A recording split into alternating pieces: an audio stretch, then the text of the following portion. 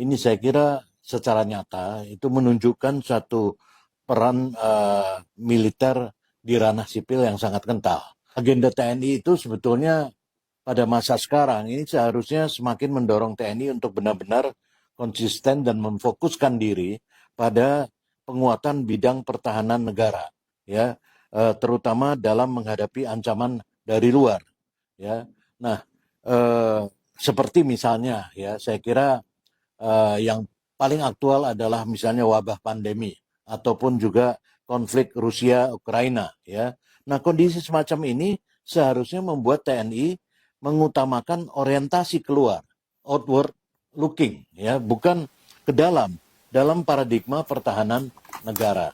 Nah, wacana revisi Undang-Undang TNI dan penambahan Kodam ini menurut saya bukan hanya belum memperlihatkan urgensi pelaksanaannya, karena sebenarnya perluasan ke daerah mengikuti wilayah administratif itu mau perang sama siapa gitu ya, itu semakin memperlihatkan sebetulnya minimnya visi dan desain modernisasi pertahanan dalam menjawab tantangan kondisi global. Dalam situasi damai saya kira ini meskipun dinamika ancaman itu semakin berkembang, seharusnya penguatan pertahanan itu dilakukan dengan cara-cara yang modern, ya. Di antaranya pemanfaatan teknologi pertahanan misalnya, bukan dengan pengulangan cara-cara konvensional, dan selain itu akan lebih efektif juga jika penempatan kodam itu difokuskan misalnya di daerah perbatasan maupun terluar guna memastikan pertahanan dan kedaulatan negara. Itu yang semestinya dilakukan.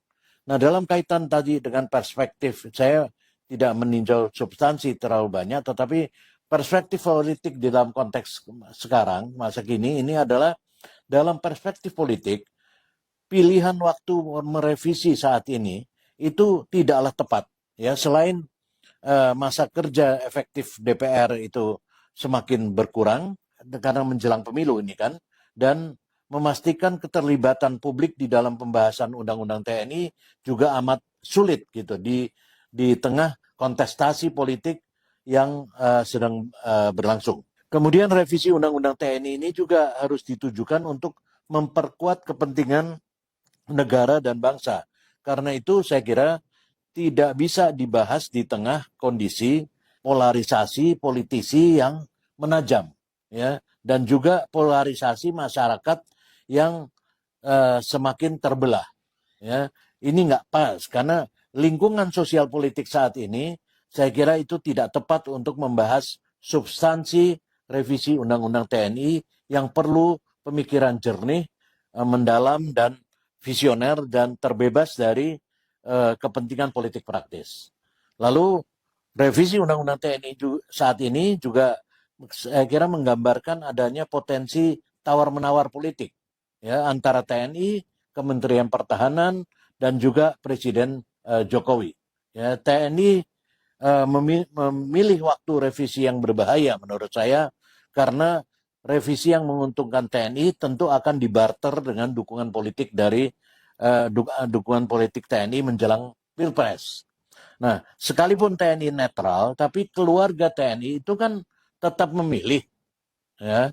Nah, operasi aparat di lapangan juga mampu menggiring opini masyarakat uh, uh, untuk kepentingannya. Nah, pendek kata, TNI adalah kekuatan politik tersendiri sebetulnya, ya. Nah, oleh karena itu saya kira terakhir sebaiknya revisi ini ditunda sampai pemilu 2024 selesai. Dan mengingat dinamika global yang dan ancaman pertahanan dari luar yang semakin berkembang, saya kira Presiden sebagai pemegang kendali tertinggi atas Angkatan Darat, Angkatan Laut, dan Angkatan Udara, ini sebagaimana amanat konstitusi semestinya mendorong TNI untuk memperkuat kapasitas prajurit maupun kelembagaan, ya, baik dengan penguatan alutsista, penguatan skill tempur prajurit, latihan militer gabungan, update teknologi untuk menguatkan pertahanan, hingga peningkatan kesejahteraan prajurit. Itu yang mestinya dilakukan, ya, bukan memperluas perannya di daerah-daerah.